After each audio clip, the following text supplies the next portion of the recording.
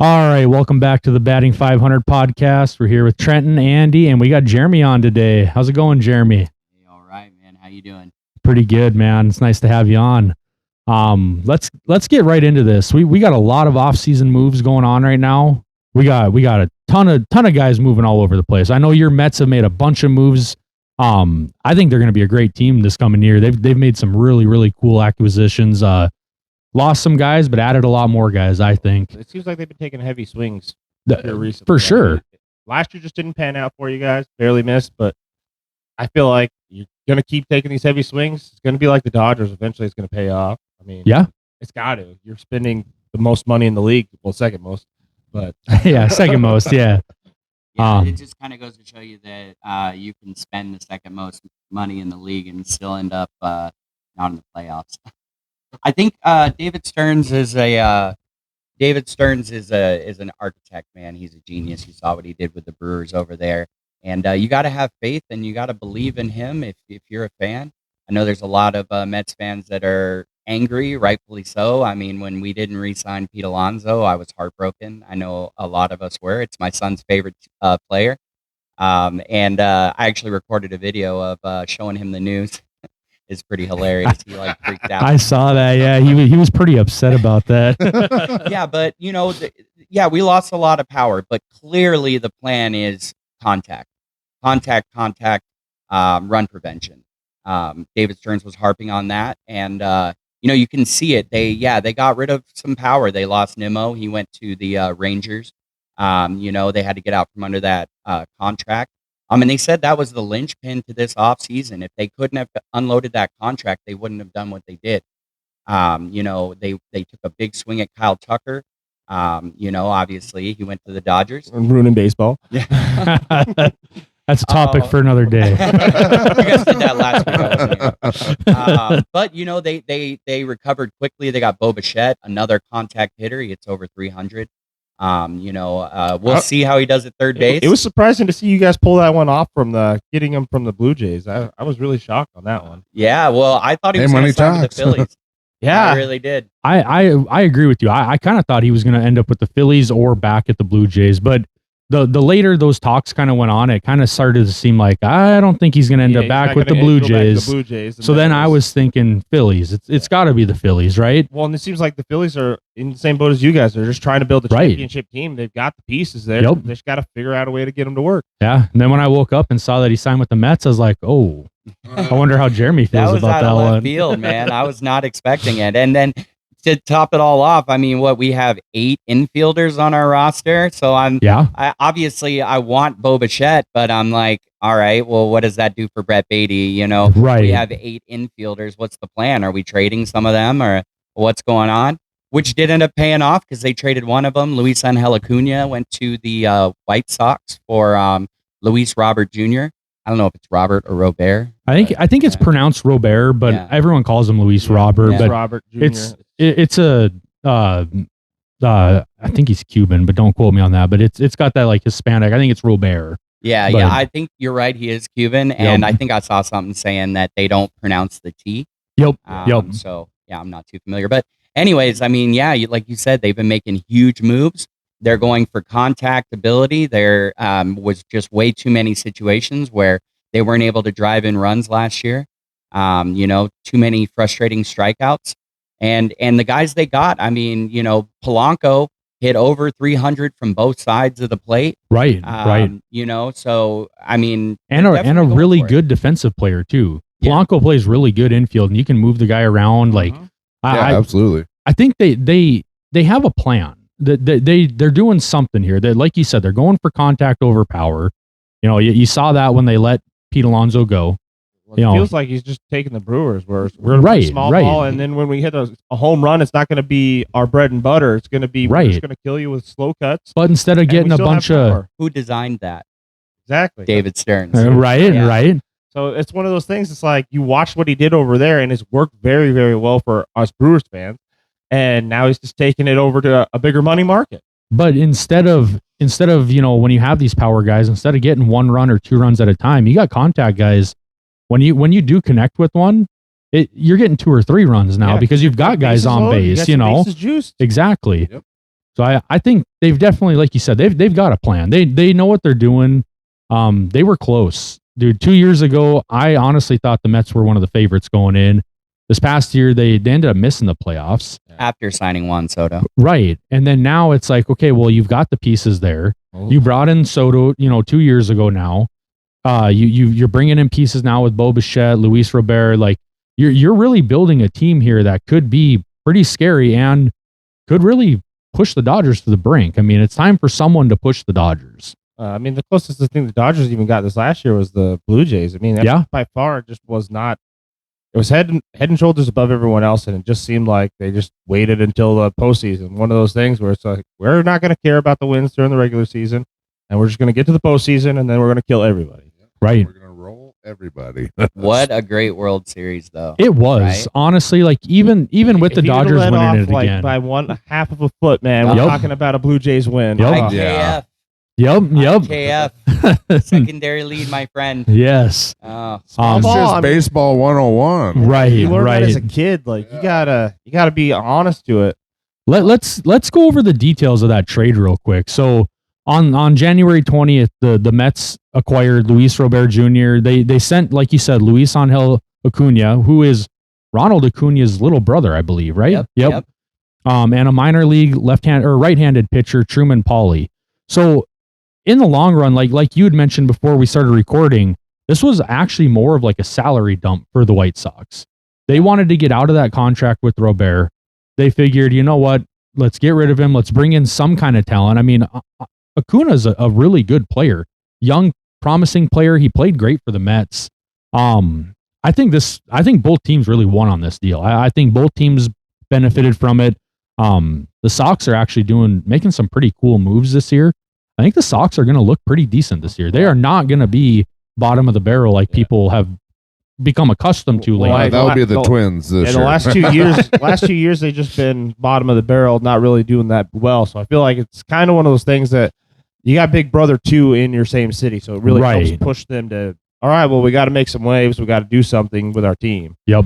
And while we're on the Sox, I mean, I'm really excited to see what this Munitaka Murakami can do. Yes. I know a lot of teams weren't really willing to take the risk, but everything I saw said that in Japan, he was better than Ohtani at hitting.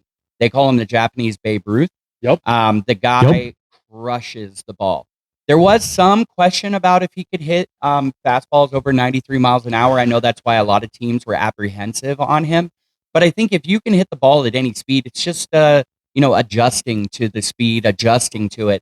Not a lot of pitchers in Japan throw over 93 miles an hour. Right. They're focusing on splitters. You already know that he can hit the ball. So it's one of those things that, all right, now he's just got to speed up his timing. He's already got his swing down. So you just got to know where the ball's going, and then you got to know the speed that you're going to go hit it at. So he's just going to be quickening his bat by a hair. I really don't think it's going to be too much of an issue. I mean, like you said, Japanese players really haven't had that, but look what Shohei Ohtani's done. He's not had a problem with any fastballs. Yeah. Right. Yeah. And you got more and more of these Japanese players. I mean, like Seiya Suzuki, he's hitting balls like that. So I just feel like it's going to translate. And Japanese players just seem to be worried. Like you said, the hardest part about playing the ball is going to be your splitters, your curveballs, that kind of stuff. And he's already killing those. So what difference is a fastball? Yeah. Yeah. I mean, if you can time, 100 miles an hour, it's really about just getting the timing down. And then they went out and signed Sir Anthony Dominguez to shore up their bullpen. Right. So, there's a lot going on with the Sox, and I think that, they'll at least be a 500 team. I think so too. Yep. Coming from where they were, 2 years ago, they set the record for the worst record in baseball. Yep. Beat out the Mets. Terrible. Thank you, Sox. Appreciate you guys. Rockies were trying to take that title from them last year. Yeah. It's okay, man. We tried pretty hard. Yeah. I think the Twins crashed and burned harder than anybody. Oh, man, they look so back half of promising the at the beginning season. of the year, though, man. They had that 13-game win streak had going like on, and two 10-game win streaks, and they just choked the season away. It was bad to watch. Get rid of our entire roster, Right, for the right. trade deadline. It's like, what are we doing? Fire sell everybody except for players who have no trade clauses. Yeah, Well, and Buxton. Thanks for that, Buxton. Yeah. I mean, while we're talking about the Twins, what's going on with the Pobo or whatever they got fired? What's The going on there? president of was the baseball operations. Yeah. They let him go. I think that's got a lot to do with the crash and burn from last year. I mean, the Twins had a lot of talent on that team. What, 4 years ago now? Look how many players they ended up trading away, and they went to the playoff series. I mean, you had Bader, you had a lot of guys on the Blue Jays. It was just a stacked roster, and they melted it down for spare parts. It just looked like the tank was on. Gave up on the season, really. So do you think that's going to lead to more trades then? With you've got Joe Ryan, you've got Pablo Lopez, you've got Buxton, who has a no trade clause, and I know he said he wants to go down as a Twin. Yeah, he wants to retire as a Twin. That's what he said. Like, that was a good thing. That's why he signed the contract he signed. Was I want to be able to choose my destiny, and I want to stay a Twin. Yeah, but if they sell off more pieces, if they trade any of those guys, do you think he's going to put up with it? I mean, wanting to be a Twin is one thing, but you also want to be a winner. Right. And that's a big thing with these guys. Like you said, you want to retire with the team that drafted you. You've put your heart and soul into this team, but at some point you also have to look in the mirror and be like, hey, if I'm getting older, my body's breaking down, I want to go get a World Series. So I don't know. I feel like Buxton, unless the Twins start to do something here pretty soon, I think Buxton is probably going to force his way out of there. Yeah, I could see that happening. And same with Royce Lewis. Royce Lewis is a promising guy. I mean, he's had some injuries, but when the kid is healthy, he is an awesome baseball player. Hits a lot of home runs. He's a sub 300 guy or above 300 guy when he's healthy. Like, good fielder. He's another one that I could see kind of forcing his way out of there if they don't start to do something pretty soon. Well, Buxton is from the Atlanta, Georgia area, so I could definitely see the Braves coming in and making a move, and I don't want him in the NL East. Right? Yeah, you don't want him over there, do you? I don't want him. I saw him enough in Minnesota playing the Mets. I don't want him in Atlanta playing all the time. What do you mean? You guys got to make a push. We got to keep him out of there. No, honestly, with our current ownership, I don't think we're winning another championship. The ownership needs to sell. Yeah, it's going to be tough. Get somebody in there that's going to actually spend some money, build a freaking team. And then once you do that, then you start getting ticket sales and jersey sales, and you're going to make money. Well, and like we talked before, like, I honestly think that the problem with the MLB is not the salary cap. I think it's more of a salary floor. These lower teams have to be held accountable. Like, how is it fair that us teams that like us fans who like the lower teams, the Pirates, the Brewers, the Tigers, the Rockies, you can go through the list, and it's just, how is it fair that you get to watch your team go through garbage year after year, and they're making all this money? You look at all the money they're making every year, and they're not spending anything close to it. They're just spending nickels and dimes, and then you have the teams that are actually taking swings. Now, you mean your team's actually finally taking some swings, so it's nice for you to see. But every other fan base is just like, well, I wish our teams would be the Mets and finally turn on the faucet, Well, you know what you're signing up for when you become a small market team fan. Like, you really do. Well, but if you could get that small market to spin like a medium, then it's fine. Like, you bridge the gap just that much more, where it's no longer you're going after this huge Goliath. It's all right, we actually have a good shot at this. We're spending some money, getting some players. Instead, it just feels like, all right, well, we're the feeder, and then Yankees, Astros, Braves, the teams that were spending the money for the longest time, the Dodgers, like, those are always the teams that are going to gobble them up, spend the most money. And now you look at it, it's like the teams that spend a lot more money now actually get somewhere. Didn't the Blue Jays just decide to turn the faucet on? They wanted to win one after 30 years of not getting one, and then, they're in the World Series against the Dodgers. Right. I think that the Brewers are a perfect example of how a team can not spend, but be a perennial playoff team. And the way they do it is genius. Every year, somebody like, Peralta, they just turned him into, 2 top 100 prospects. Jet Williams, there's a lot of hype on him. He's going to be amazing, fast, speedy guy. Can play second base, shortstop, center field, left field. Fantastic pickup. And then Brandon Sproat, they were our number 1 and number 2 prospects last year going into the 2024 season or 2025 season. And, you guys do that year after year after year. And I mean, it's an amazing program. I mean, Well, it is an amazing program, but I mean, look what happened. You go against the Goliath that is the Dodgers, and you get swept. Well, I mean, the thing about it is you can go into all you can hope for is your team to be a perennial playoff team. That gives you shot after shot, year after year. And yeah, I mean, you guys got run over by the Dodgers this year. Well, the Dodgers ran over everybody. I mean, I know. It wasn't just you watched them. It was the NL versus the Dodgers. That was all it was. Was they swept the Reds. They gentlemen sweep the Phillies. They swept us, and then they go on and have the hardest series they had to fight against the Blue Jays, who spent the fifth most money. Yeah.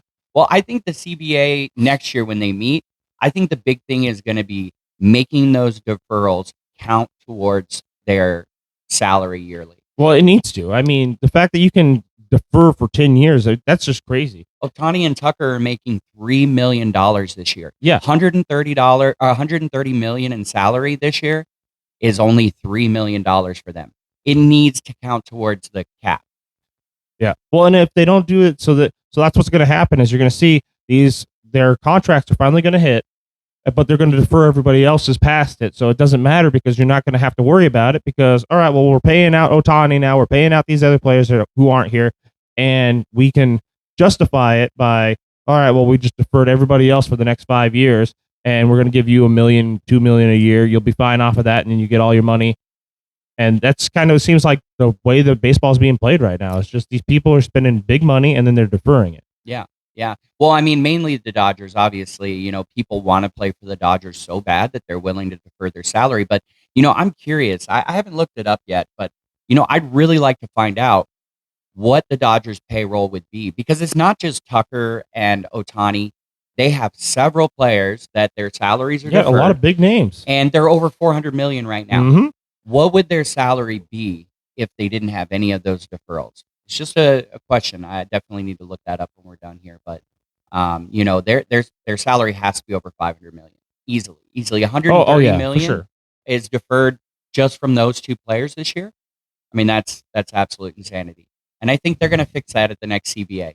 I hope they do. I mean, I feel like what the Dodgers did this last season, this offseason with Kyle Tucker, really kind of just pushed all the rest of the fans. I mean, I don't know how you feel about it, but it seemed like it pushed everybody else to that point where, all right, this needs to be fixed, and it needs to be fixed now.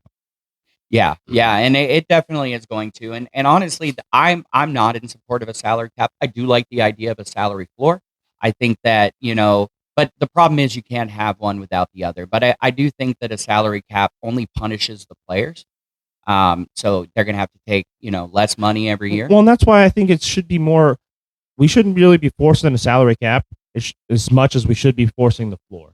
Because if you force everybody, because then it's going to make so all your talent is finally going to get paid off in the smaller market teams, and then it's going to make it so that the people who are making big money are going to make even more money. Like if you're going to go that way, at least then it opens it up for the players to make a lot more money, and then it gives you the chance for these farm guys to actually get paid from these small market teams instead of, all right, well, I got to wait for somebody to get hurt on the Yankees or the Braves for me to get my paycheck because I'm just going to make $10 million. I mean, I would love to have $10 million, but as a baseball player, that's just chump change for them. That's getting lowballed, Well, there's teams right now that their salary is less than $100 million.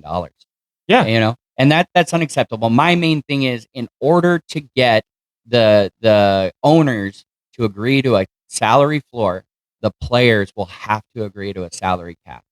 And I just don't think with the way that arbitration and everything works, you belong to a team for 6 years. You put in your due. You're making. I mean, obviously it's a lot to us, but $300,000 for the first 4 years of your agreement with your team, and then after that you can go into arbitration and make a little bit more money.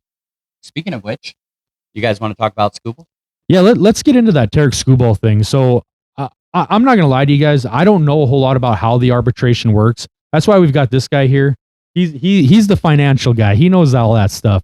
But this is a big deal though. Skubal, he's a 2-time Cy Young winner now. Yep. The guy is arguably the best pitcher in the league. I mean, yes, people will argue Paul Skeens, but he's definitely the best pitcher in the AL. Exactly. This guy is amazing, and if the Tigers have any shot, they're going to have to keep him around. So this whole arbitration thing, this was a big deal. I mean, all of us were talking about it in our group chats and stuff about what's going to happen with Skubal. So I'll let you guys kind of take over from there. Give me your thoughts, Jeremy. What did you think on that arbitration case? So arbitration is weird. It's like a court case. And when you get down to the last couple of years before you hit free agency, you have the opportunity to make a little bit more money. And usually teams will come in at a number and the player will come in at a number and they kind of meet somewhere in the middle. In this situation, it was the biggest gap ever in the history of arbitration. It was 19 million to 32 million. There's never been a gap. That's crazy numbers. Yeah. Yeah. So, and the way arbitration works, there's no compromise. You either get the 19 million or you get the 32 million. Yeah. You get what the team wants or what you want. So, okay. And that's kind of what I thought. I wasn't sure if there was kind of a bargaining system there or not. It kind of seemed like you said, like every time I've seen one of these cases, which we see them every year, but usually it's not like, I'm not paying too much attention to them. Like $500,000, right? And that's kind of what I've really noticed. Close to your number, right? You're either giving me X or Y. We're gonna lowball you as the Tigers, right? And you're gonna be happy with it. And Scoobs was like, "No, man, I won 2 Cy Youngs." Right. And then while we were talking, I mean, you had nothing. They didn't really know too much about it, but the Tigers are then going behind the scenes and signing Valdez for more money than what you're trying to argue with Skubal for. So what are you doing? Like, you just don't want to spend that kind of money on a guy who's won you 2 Cy Youngs, who's every time he gets on the mound, he's selling tickets. Like, just and crazy. So like back to what you were saying, Jeremy. So it actually is X or Y, correct? Like you either get what you want or what the team wants. Yeah. Yeah. And so when you get to I think it's year 4, usually you have arbitration, but when you get to year 5, that's when you can bring other free agent signings into your court case, basically. And so you basically have to prove that you're worth what you say you're worth, and the team is trying to say you're not worth what you're saying you're worth. So I mean, even if you win, it's detrimental to your relationship with the team because the whole time they're in court saying, "Well, we didn't win because of you," or "We didn't do this." I don't know how they could even have a case. I mean, the last pitcher to get arbitration, it was the highest. It was 11 years ago, and he got 19.7 million. 19.7, and they're offering him 19. All you have to do is state precedence on that. But then you start linking in some of these free agent pitchers that are making 40 million a year. And while he's in arbitration, the Tigers went and signed Framber Valdez to 38 million. If he would have known that would have been case closed right there on the spot. Right. And so that makes me wonder, like you said, like it's detrimental to your relationship with the team. Like, so basically I guess I'm asking your opinion on this. Are we looking at a case where he's going to play out the rest of this contract because of the arbitration win now? And then he's gone, right? Like, do you see him re-signing with the Tigers after this? He's gone because they're not going to offer him any money. They just proved they're not going to offer him any money. Right. Like, this is going to be the Tigers' make or break year. They've got to send it all the way because you just proved, we want to pay you 19 million and you're a 2-time Cy Young, but we're going to pay somebody who's lesser than you 38 million for 3 years. Like, right. So does that now? I mean, I guess my question on it is, does that kind of force Skubal's hand now? Like, hey, okay, I won my case. I'm going to play out the rest of my contract, and then I'm out. Like you guys have done me dirty now. Like, I don't know if it really forces his hand, but what it's going to do is it's going to, hey, this entire season, while I'm killing it, agent, I want you to go find the people who are going to pay the most money, and we're looking. Well, he's got the right agent. Scott Boras is his agent. He was also he is a Soto's Boras agent. He is a Boras client. Valdez, I think, he's not. I can't remember the name of his agency, but yeah, I mean, there's no way Skubal was gonna re-sign with the Tigers. They're not gonna pay him the money, and Scott Boras is gonna get him $40 million a year for 10 years at least. He's gonna be a $400 million contract. He's gonna set the record for the highest pitching contract, and hopefully that's the Mets. Yeah. I mean, rightfully so. He's won 2 Cy Youngs. Yeah, he's probably the best pitcher in the AL. And I guess if I were Skubal, there's no way in hell I'm going back to the Tigers. Well, that's kind of my thought. That's a slap in the face. Right. That's kind of my thought on it. Like, if a team is going to treat you that way after what you've done for them so far, I mean, how old is Skubal? Let me look this up because that guy can't be much more 30. than 20. Is he really? I think this is his age 30 season or at the end of this. Okay, He's because still got quite a He's while 29, left. 30. Yep, 29. Okay. Yeah. So I mean, he's still a young guy. I mean, he's got a lot of years left in him, and I can't think of any significant injuries he's really had. Has he ever had Tommy John? Nope. I'm pretty sure. I'm not positive. But I think I'm in the pretty sure minors he did did. early on in his career because he was a late bloomer. That's what I thought. He Yep. struggled coming up, and he didn't have. And then all of a sudden, he just kind of blew up in the last he found success 3-4 years. Yeah. But I am pretty sure he had Tommy John earlier on in his career. For some reason, I'm thinking he did when he was still in the minor leagues. I feel like he had the surgery and then came up to the majors like full time, and then like you said, he kind of struggled and stuff, and then he finally blossomed. But I mean, either way, the guy. Okay, let's put it this way: the past 3 years, he hasn't had any significant injuries, and he's balled out. I mean, he's won 2 Cy Youngs, and is he back to back or is it in the past 3 years? back to back. I think it's back to back, right? Yeah. It's the first pitcher to ever win 2 Cy Young awards prior to going to free agency. I'm pretty sure. Okay. Yeah. So that's a huge Pay the deal damn too. man. Pay the man. Yeah, that's a huge Pay the deal man. too. I mean, if you want to keep him around, if you don't want him ending up on a team like the Dodgers or the Mets or the Yankees, like you're gonna have to pay him to stay there. And Well, and they've already proven they're not going to. right, and that's kind of you already let him have the opportunity to get his foot out the door, Yep. or at least start cracking that door, and that's a mistake the Tigers didn't need to make. right. Yeah, Well- I think they slit their own throats on that one. Well, Yep. I mean, you can tell that they're already planning on him leaving. They signed Valdez to a 3-year with an opt-out after 2. Right. So they want to make sure that the year after Skubal leaves, that they've got their ace covered. right. For at least the year. Yep.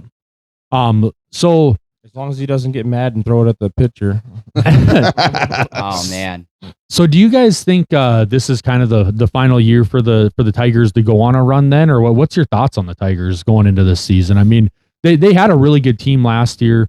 They made the playoffs. They've got talent there. I mean, Riley Green's a stud. They've got that Dillinger or Dingler, the catcher there. He's a really good player. Like Torkelson's a great player. Like they've got a lot of young talent there. Skubal. What do you think on this Tigers team? Are they going to blow it up after I don't Skubal know if leaves, they or blow it up? I mean, they got solid core for hitting. They got really good defense. I mean, and then like you said, they just signed Valdez, so it means that they're going to try at least for another year afterwards. And I feel like the Valdez is kind of one of those things. They just put their foot in their mouth, and now it's going to be we're going to probably go after Skubal because we have to. He's that good of a talent, but it's going to be, can they bridge the gap, especially after burning him like this, that he's going to want to even bother coming back. And I don't know if he does. So, and then you're going to have other market teams that are going to spend a lot more money on this guy and throw the kitchen sink at him. So you're going to have your Mets, you're going to have your Dodgers, you're going to have your Yankees, you're going to have the Braves, you're going to have the high spenders. The Blue Jays probably go after him too. I mean, you're talking about teams that want to win now. And yes, the Tigers say they want to win, but then you just see what they did this season where they're not willing to spend that kind of money on probably one of the best pitchers that we've seen in the last 10 years. Like in the AL, he's definitely the most dominant. I mean, you put them back to back with Skeens, they're pretty up there with each other. They have really good percentages. They have really good pitching, really good speed, velocity, and they can throw some nasty curves, sliders. So that's all going to go for him in this next round of, all right, well, I'm going to try to get my money. I've seen a lot of people kind of questioning, Skubal signing next year because of the CBA and things like that. A lot of people don't realize that free agency starts when the season ends, and the CBA isn't until I believe it's the end of December. So teams are going to jump all over him, and I can see him signing really early, just a few weeks after the World Series. I think somebody's going to pick him up because we don't know what's happening after the 2026 season. Right. With the CBA meeting, we don't know if there's going to be a salary cap, if there's going to be stricter penalizations for, going over the Steve Cohen tax line. But he's definitely going to find someplace. Somebody's going to pay him. I don't see it being the Tigers. I agree with you on that, and I agree with your first point too, that teams are gonna go try to sign him early because they're gonna try to get that contract on the books before anything changes. That way they know, hey, we secured him. He's ours. Now we can work out the fine print behind the scenes after the new CBA or whatever happens, but they're going to want that guy on their roster. And so I agree with you. I think it's going to be early in the offseason. You're going to see him sign somewhere.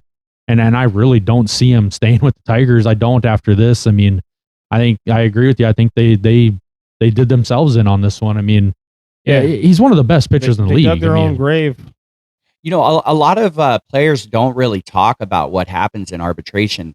But there's actually a really good story out there. I believe it was Corbin Burns. He went through an arbitration hearing, and you know, they were pinning them losing you know, a couple of games in the playoffs on him, and it really soured his case for the team. Just imagine you're out there, you're giving everything you have to this team. You're a Cy Young winner. You're this amazing guy, and you just have to sit there and listen to them blame you, talk down to you, put you down as the reason that they didn't win the playoffs or they didn't do this. You know, that's got to be difficult. Yeah, and that's what I'm saying. Like going through an arbitration case like that, it's got to really hurt your like you said, your relationship with that team. Like I just don't see a lot of these guys even after winning their case re-signing, because it's like, look, like now I know you showed me your hand. Yeah, I know what you think of me now. You're blaming all these playoff losses on me, right? Like, and I've got this team over here offering me $50 million more over 2 years, and you want me to take this hometown discount because you gave me a chance. Well, you also told me what you think of me. Yeah, you also spit in my face, and I'm supposed to be excited. Yeah, it's like your girlfriend cheated on you, honestly, but she's really good looking. Like, you want me to come back? Like, no, she's good looking too. You look back in the past, this just happened in the NFL. I mean, you had the same thing happen because Lamar Jackson's his own agent, and so he's going in there, and they're dogging him. Well, here's why we're not winning these playoff games. This is your fault. Your passer rating, this, that, the other. And then, well, how do you, as the person, take yourself out of the situation and go, all right, well, I see where you're coming from, but screw you because I did X, Y, and Z, and this is why we even were in this position. So, and then how do you say that Tarik Skubal is not worth it? So take away the Cy Young. Look at where they got this year in the playoffs. I mean, do you think that they're that far without him? I don't. No, I don't either. I mean, no, they really wouldn't have made the playoffs without him. I think he was worth 11 wins this year. I'm not positive. It could be 7. Honestly, I'd have to look it up. But definitely, I mean, without him, they wouldn't have been in the playoffs. In fact, towards the end of the season, there was a lot of question on whether they would have or not. Just imagine if Skubal wasn't there. There's no way they would have made the playoffs. You had the Guardians on their heels the entire time, and then you finally beat the Guardians in the playoffs. That was a lot of Skubal in that game. Like, when they had that series, it was Skubal who really drug them across the finish line. Like, you knew the ace was coming out, and then every other round it was playing, it was just wait for Skubal to come out because he's going to kill these guys. Yeah, let's jump over to another big trade that just happened a few days ago. This Brendan Donovan trade, him going to the Mariners from the Cardinals, I think is a really big deal. The Mariners needed to replace the infielder that they lost. I'm drawing a blank. Jorge Polanco. Polanco, and I mean, it seems like they're taking some serious swings. I mean, they just signed Josh Naylor this offseason. Yep. They're like what they got going on, and they're trying to build pieces around the big dumper, trying to get him that chip, you know? Right. And not to mention they have one of the best rotations in baseball. Yes. Oh, their pitching room is unbelievable.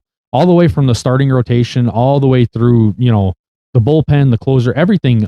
They've got a great pitching core.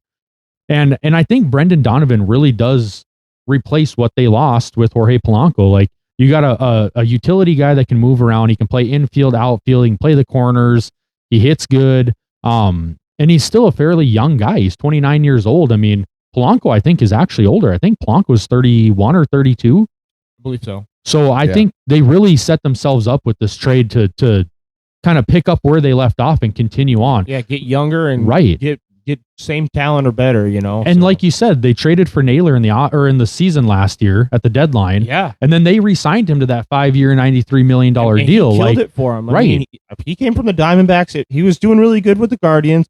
Went over to the Diamondbacks, was having a so-so year with them, and then went over to Seattle and just he took off to the next level. Yeah. Like, I think it was a win-win for both of them. Like, Naylor killed it for him. He's got the bling for him.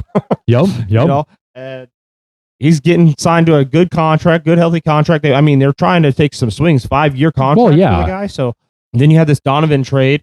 you just look at the kind of team they knew they were only one game away from a World Series. Yep. And they can taste it. And I honestly feel like this is their division to lose now. It used to be like you knew the Astros were the bad guy. Now I feel like the Mariners are kind of taking that power back in their own hand. Yeah. So some of the specifics on this trade. So the Mariners received Brendan Donovan. The Rays ended up with Ben Williamson from Seattle. He's a third baseman. And then the Cardinals actually got a pretty good haul for this guy. They ended up with a right-handed, left-handed pitcher. And I apologize in advance for the pronunciation of this. I believe it's Jarangula Gentili, but I don't know how to pronounce that last name. I know the kid though. I remember watching him at Mississippi State because I remember it stuck in my mind. Like this guy is like, he's switching his glove to the other hand and pitching. What is going on here? You know, I was kind of thinking I was going crazy watching him, but no, he's a switch armed pitcher, right? Switch pitcher, man. Like, and it's cool. I think he's a really good pitcher too. Like I said, once I noticed it when he was playing at Mississippi State, I kind of started watching some of their games. Like, hey, who is this guy? Is this guy going to make the league? Like, he ended up getting drafted. I think he's a pretty good prospect. And I think what the Cardinals are doing here is they're building for the future because they know right now that they're not really competing. So they're trying to get these young guys into their farm system, build it from the ground up like they've needed to do for several years now. Well, if you can build the farm system, then you're going to be good in 10 years. You're going to be good for the next 10 years once you start getting good. And that's kind of what they're looking at is, all right, well, let's build our team back up. Let's take it all the way down to the basement and build up the foundation from there. Yep. And that's what they're doing. I mean, you already know that the Cubs are going to be there every year. They're spending a lot of money, so that's going to be the bad guy in that division. The Brewers seem to always find a way to be there with the Cubs, so good for us, but not spending that kind of money. And then it seems like the Pirates are finally trying to take that swing. And then you also look at the Reds who've got Francona, and they're moving that. They found they make the playoffs this last year, and it looks like their prospects are going up. So you're going to have to take this thing back down, build it from the floor up, and that's exactly what they're doing. All right, look, we're not looking for short-term wins right now. We're looking for how do we make sure we're sustaining good greatness for the next 10 years, and that's what they're doing is let's trade away the good talent that they had. I mean, they just got rid of Donovan, obviously, and then who did they trade over to? They lost him to the Diamondbacks. Nolan Arenado. Yep. Yeah. Which he's an older guy now. Obviously he's been a great player, but killer. Defensively, he's still got it. Yep. Offensively, a little questionable. Yep. I'd like to say hats off to the Tampa Bay Rays. They have been facilitating 3-team trades for years now. Yes, they have. And without them, a lot of these trades wouldn't happen. Right. Yep, well, they and just wouldn't. So. And in this deal, they ended up getting. I mean, Ben Williamson is a pretty good defensive player.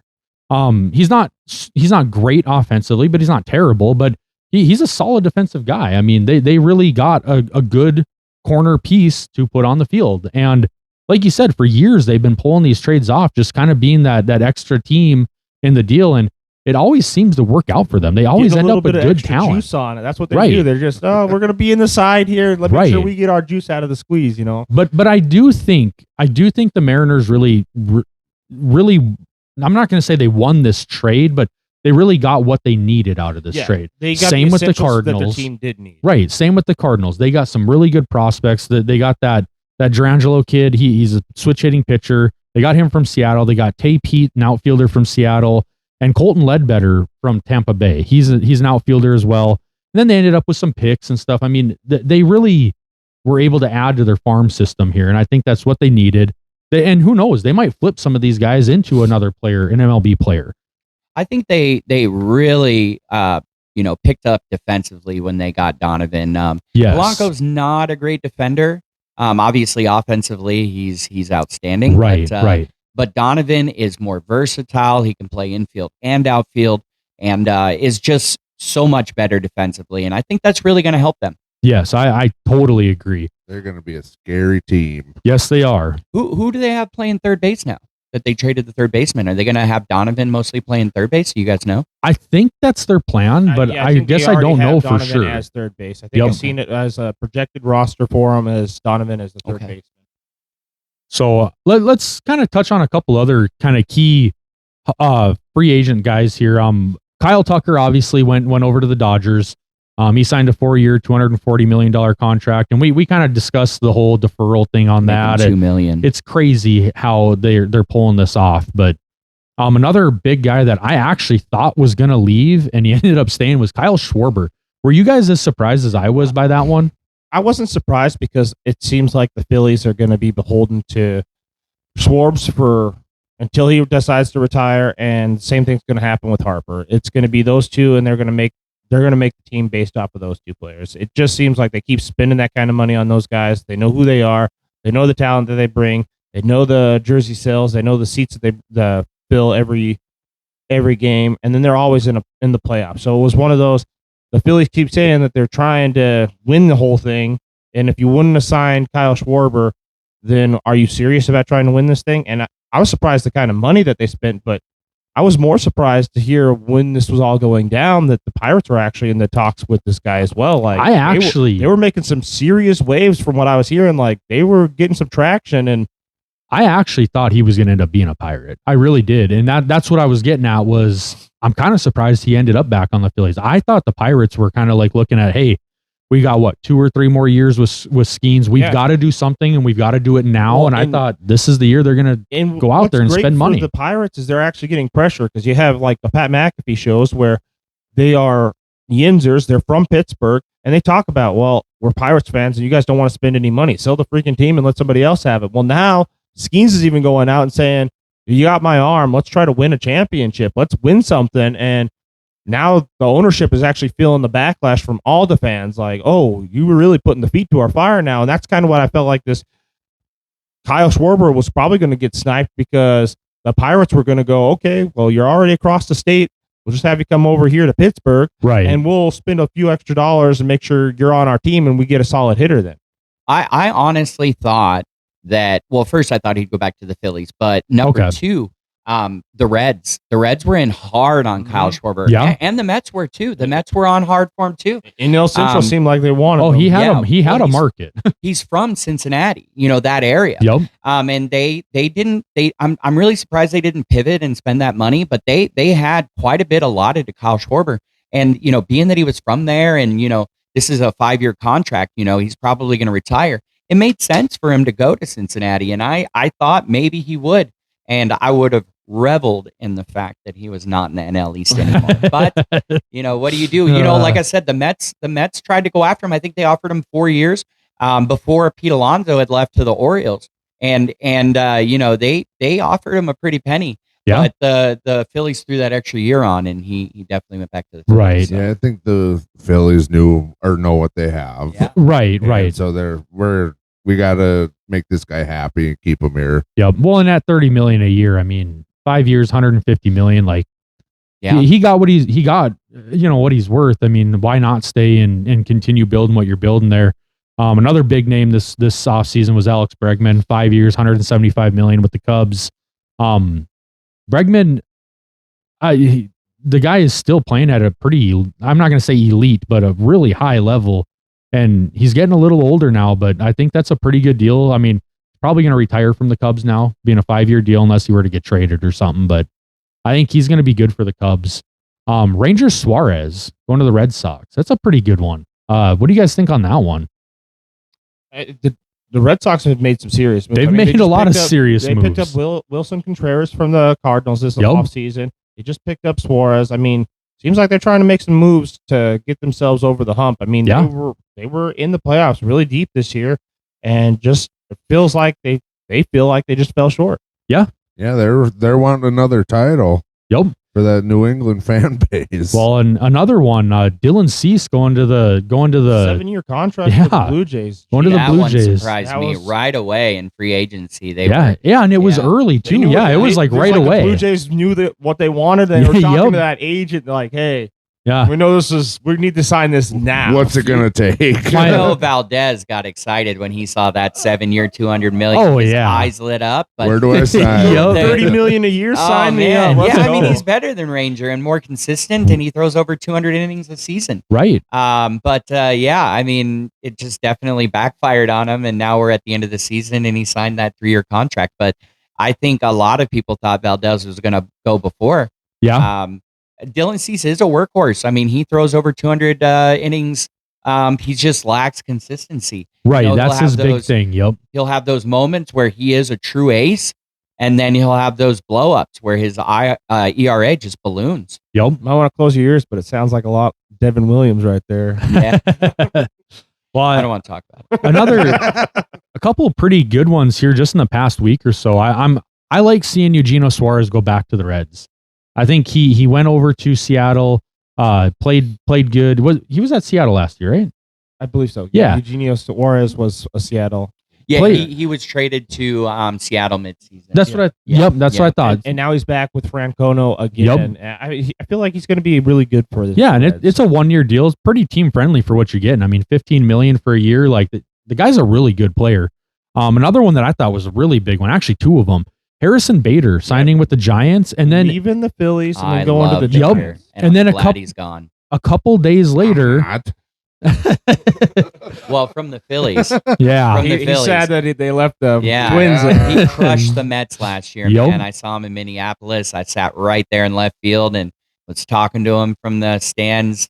I just absolutely love the guy, the way he glides in the outfield. He's awesome to watch. He's kind of a pretty boy. I'm not hair gonna lie flowing.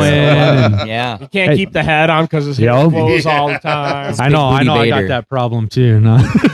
Call me Bader.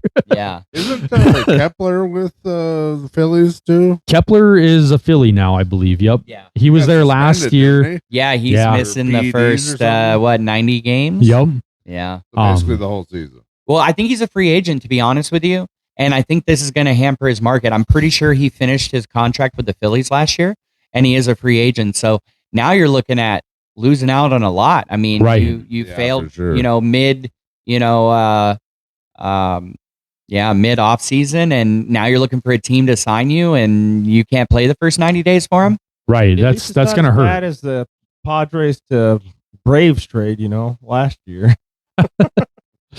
Good old PED land. Oh man, yeah. A few days after signing Bader, they also went out and signed Luis Arias, who is, I mean, arguably the best contact hitter in the league right now. The guy hits. It seems like every year he's in the high 300s on batting average. Great hitter. I think the Giants batting champion. Exactly. Yeah. I think the Giants are really trying to put something together here too, and kind of go for a run. I think they're feeling the pressure of the Dodgers. Well, you have to. I mean, you're in the same division as the Dodgers. If you don't start spending the money, you look at it. The Padres are starting to spend money in that division now. You have the Diamondbacks making waves. You have the Giants making waves. If you're not making waves and you're in that division, you're going to get overrun. I mean, I'm sorry, Zach, but it's going to be really good baseball and then Rockies baseball is what it feels like, because I haven't really seen very much Rockies moves this year. The Rockies have had a pretty decent offseason, actually. They haven't signed a bunch of they haven't big signed names, any big names or anything, but they've had a good offseason. Go farm system. A couple other big trades that I've seen were the Mackenzie Gore trade going over to the Rangers. What a haul. Would they get 5 or 6 prospects for him? Yeah, it's a 5-for-1 deal with a handful of prospects. That's really insane. Good trade. And then obviously the one between the Brewers and the Mets, Freddy Peralta going over to the Mets. They also got Tobias Myers. Tobias Myers.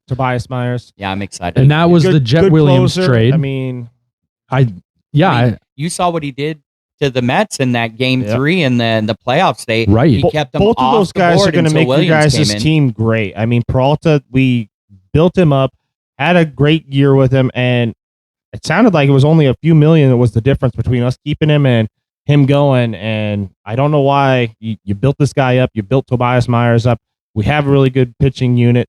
Keep him. But, I mean, interested to see what they do again. But that's their plan. That's how they keep their payroll down. They turn these expiring contracts into the next wave of guys. Yep. And you guys did well. I mean, like I said, you got last year, they were our number 1 and 2 prospect. Obviously, things changed, going through the 2025 season.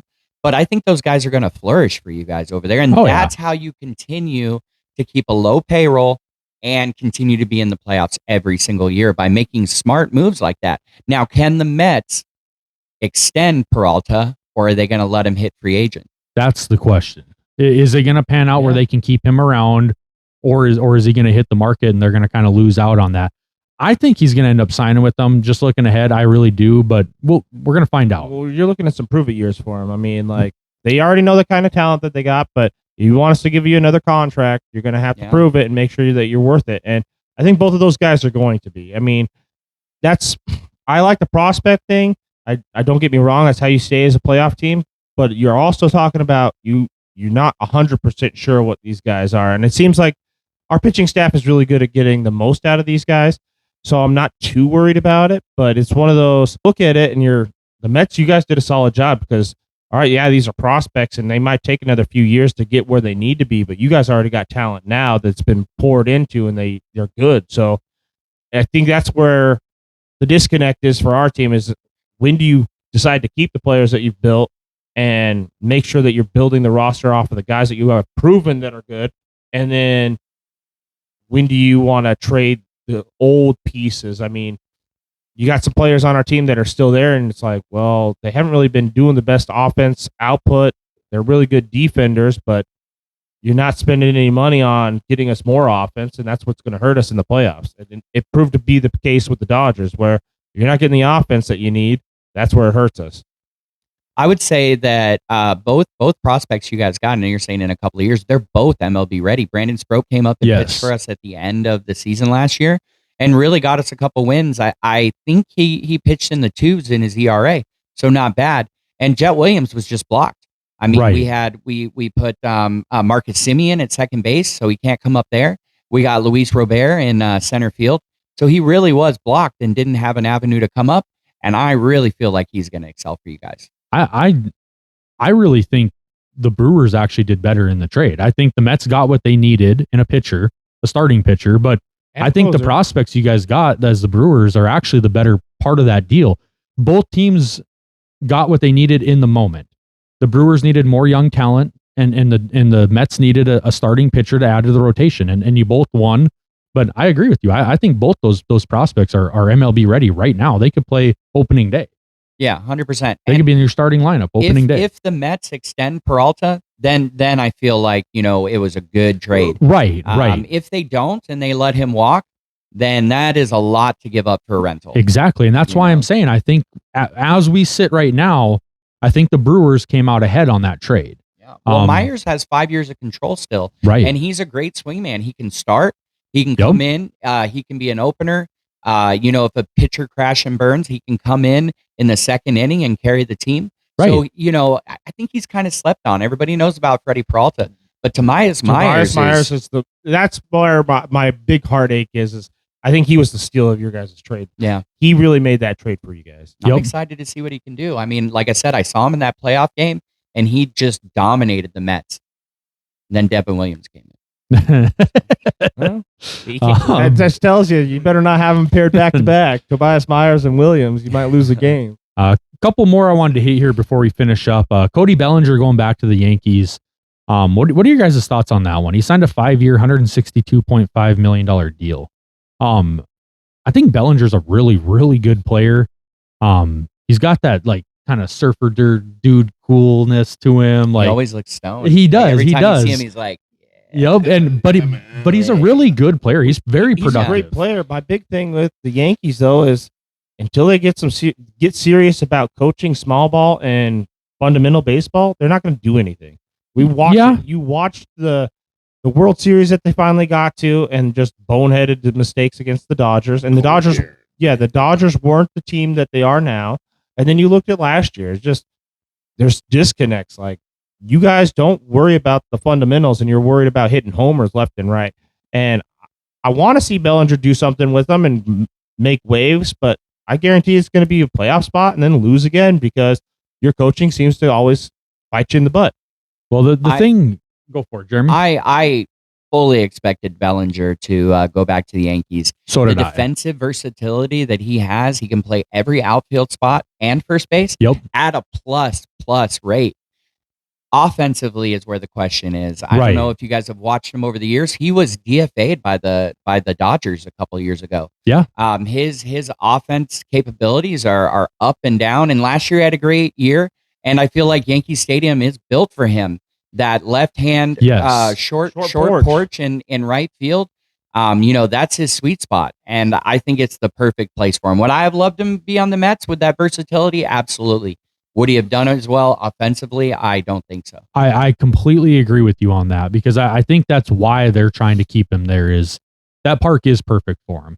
And the biggest thing with him is his defensive versatility. Oh, absolutely. The thing that stuck out to me on that contract was the opt-outs after the second and third seasons. I think the Yankees kind of knew going into this, like, hey, we're going to offer you a lot of money because we have to get you to stay here. But they also wanted their out in case things do not pan out. He has been kind of a, peaks and valleys with his offense, but the defense has always been there. So he's a good signing. I think keeping him in New York was a good one. Another trade that I saw that I thought was kind of interesting was the Josh Lowe, Gavin Lux deal with Tampa Bay and Cincinnati and the Angels. I'm going to read this one because I can't remember all the details, but so Josh Lowe is going to the Angels. Gavin Lux is going to the Rays with the right-handed pitcher Chris Clark, and then the left-handed reliever Brock Berkey to the Reds.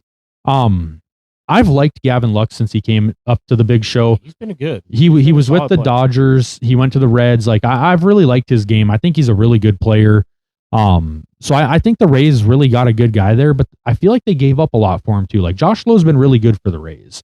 And him going to the Angels, I'm kind of excited to see how that trade pans out, because I think those two players are both really good and pretty comparable players in the sense of their defensive abilities and their offensive abilities. So I'm kind of excited to see how that one pans out. I don't really know how to grade that because I just don't know. The reliever was something the Reds really needed. I mean, you watched a lot of the Reds games last year. It was really good pitching performances. You got Brady Singer, you got some solid guys, and then it just seemed like your reliever in between your closer would be where you're losing the games at. Is right. Once Brady was out, once your starter was out, then it was a reliever, and then they'd give up the runs, and then you'd be down, and then you'd finally have your closer, and your closer would be lights out, but by that point, you've already lost the game. And I feel like that was a really good trade for the Reds. But Gavin Lux was giving them some really good offensive output, but I feel like they already have really good offensive players around there, and Francona's going to get the defensive squeeze that he needs for it, so it was good for them to get that separation. Yeah. And then we already kind of touched on the Nolan Arenado trade, but just real quick, what was your guys' thoughts on that? Him going over to the Diamondbacks? I thought he was for sure a lock with the Dodgers. So did I. That's what it sounded like. I mean, all the reports had him locked in with the Dodgers, and then it was like, I don't know what happened, but suddenly the rug got pulled out from his feet, from the Dodgers' feet. I don't know. And then, boom, here comes the Diamondbacks making the name.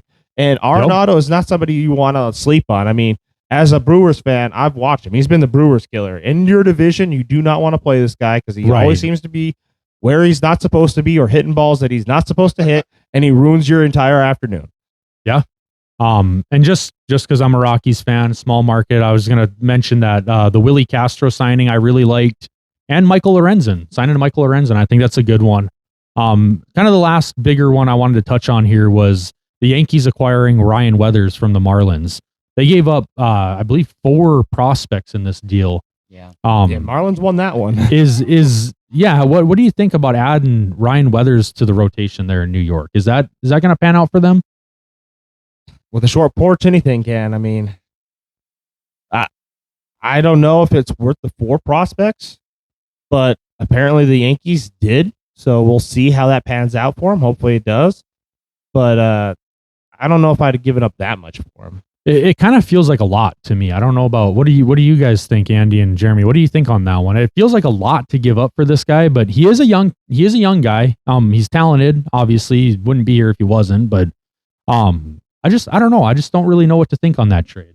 I just think it kind of goes to show you what the pitching market is right now. I mean, when you're looking at that Ryan Weathers, or if you're looking at the Mackenzie Gore, or any other pitching trades that have happened off this season. Yeah, the Mets gave up 2 prospects, but they were 2 top 100 prospects, so the pitching market is expensive right now. And I mean, look at the contracts they're getting in free agency. So would you rather spend the big money, or would you rather, give up prospects? I think it's just a sign of how much everything costs right now in the trade market. Yeah. Well, and I mean, the Yankees, it's one of those things where they're they just don't care about their prospects. I mean, honestly, we're gonna use our money to get somebody else's farm team. So it's kind of one of those things, and I feel like it benefits the Marlins because it feels like they really know what they're gonna get. They have a really good farm program. I mean, they're a small market team, so they have to. It's one of those things. If you're gonna even have a name, you have to have a good farm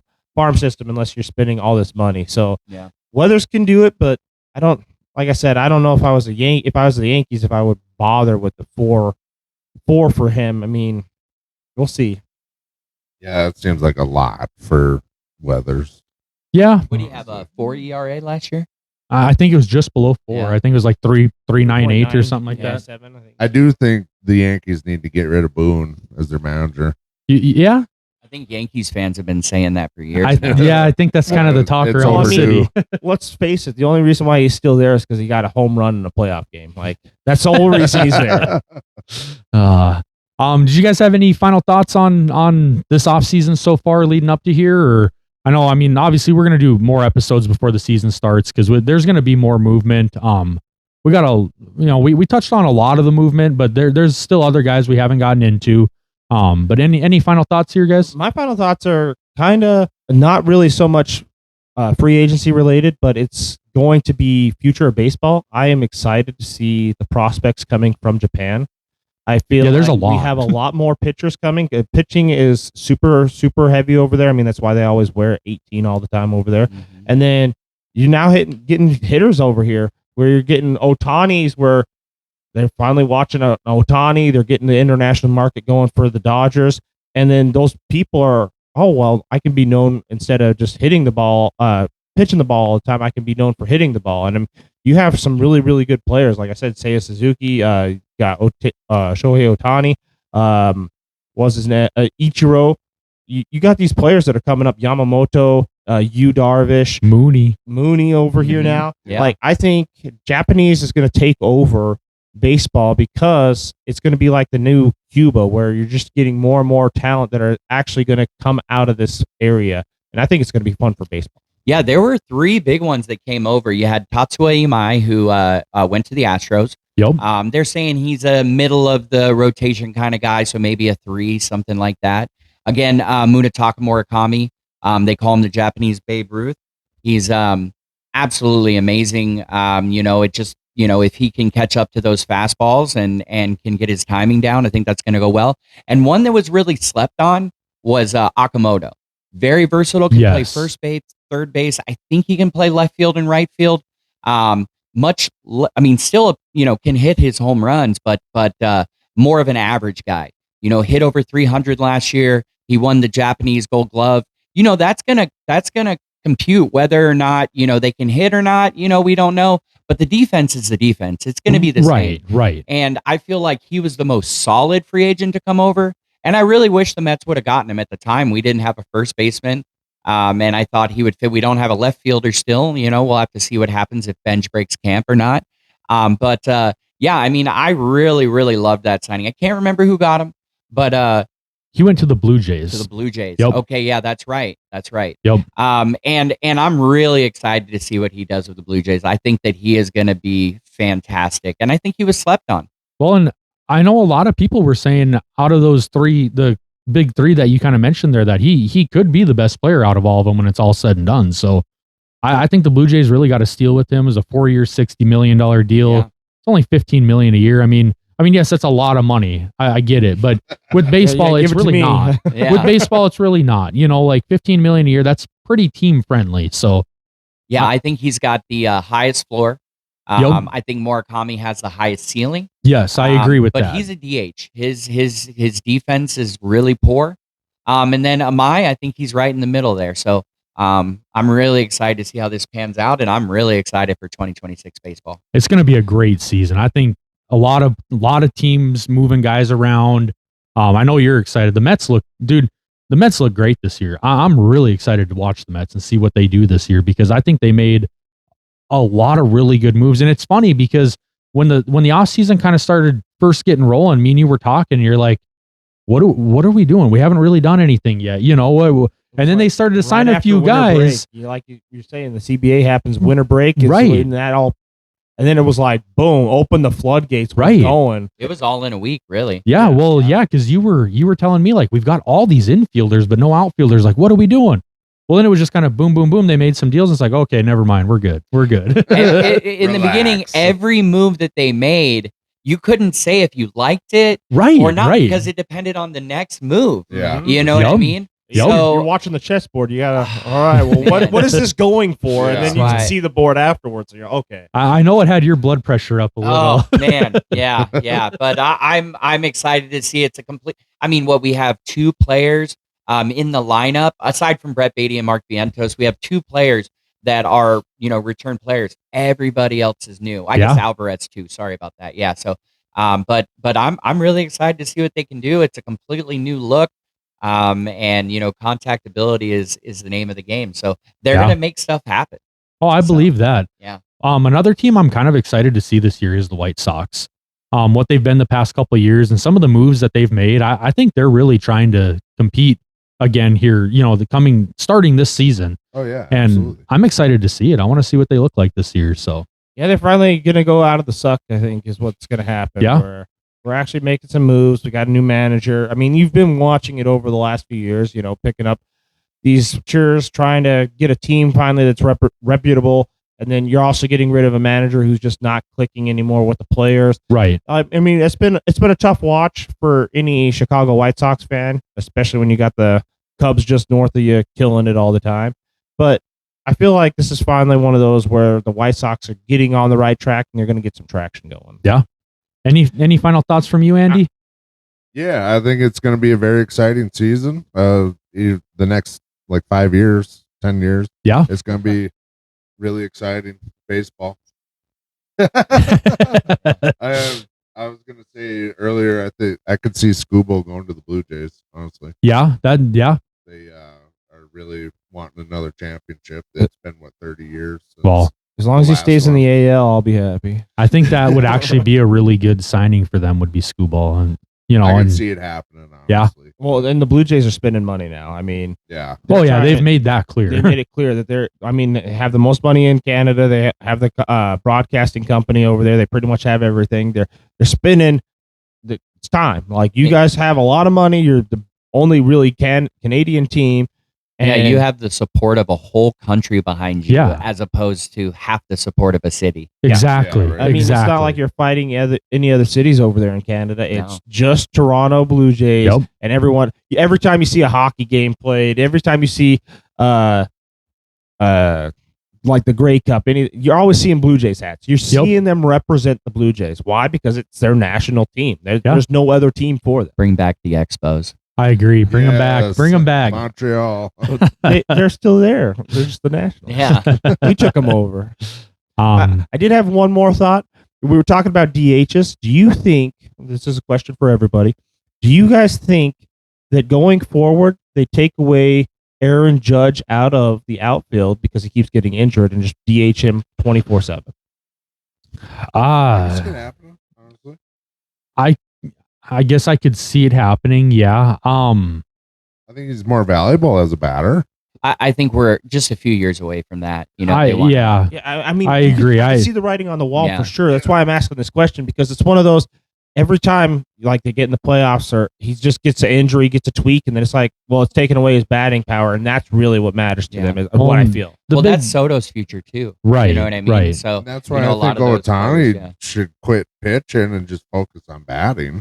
I saying he's a bad pitcher. Well, honestly, that's a good argument, but I think my reason I would want Ohtani to quit pitching isn't because, I mean, he's a great pitcher, but he's even better at stealing bases, and he doesn't steal bases when he's pitching. Right. With the Judge thing, I mean, I'm kind of surprised they haven't done it already, because his defense to me isn't that great. No, it's not. He's really He not had that drop ball. right. Yeah. He's not a great Well, defender. Well, I mean, the drop ball in Well, the he World was Series playing- was the only mistake he had. In like, his the defense, entire he was year, playing so. center field, so Soto could play right. Right. He's a right fielder. He things are going to happen. Exactly. You know what I mean? And that thing just blew up. And it, obviously that wasn't a great series for them. Right. But I do agree with you. I think here in the next couple of years, that's what we're going to see. Even like in the playoff game, you looked at the way he's throwing the ball towards the end. It was just, there's something wrong. Like, hey, just go hit the ball. Well, and like you said, that's where his value's at is hitting. So, I mean, at some point you have to just accept reality that, hey, your value isn't on the field and all we're doing is putting you at risk, of tearing something or pulling something. And we might as well just DH you, give us what you're worth, out of your offense and call it a day. But you've also got to have guys that can play those positions. Yeah, that's a problem too, is if you don't have a center fielder, if you don't have a right fielder, you got to put him out there. He's, you got to have him in the lineup. So I'm really excited to see what Schlittler does this year. I think he's going to be fantastic. I think he's going to be a great pitcher. You got to quit getting rid of all your prospects. Right, right. You got to bring up some guys to fill these spots. Yep. Or spend some serious money and get yourself some outfielders. Right, right. If you guys are enjoying the content, make sure you subscribe to the channel. It helps us out a lot. This baseball thing, we're gonna really get this going here, in the coming weeks, because baseball season is right around the corner, and it's gonna be a great season. I'm excited. I know you guys are excited, but I'm really excited for this season. So let's go Mets. Beat the Dodgers. Beat the Dodgers. Please. Like I said, just make sure you subscribe to the channel, like the videos, leave us comments on your biggest off-season acquisition so far, and check us out next time. Thank you. Peace out.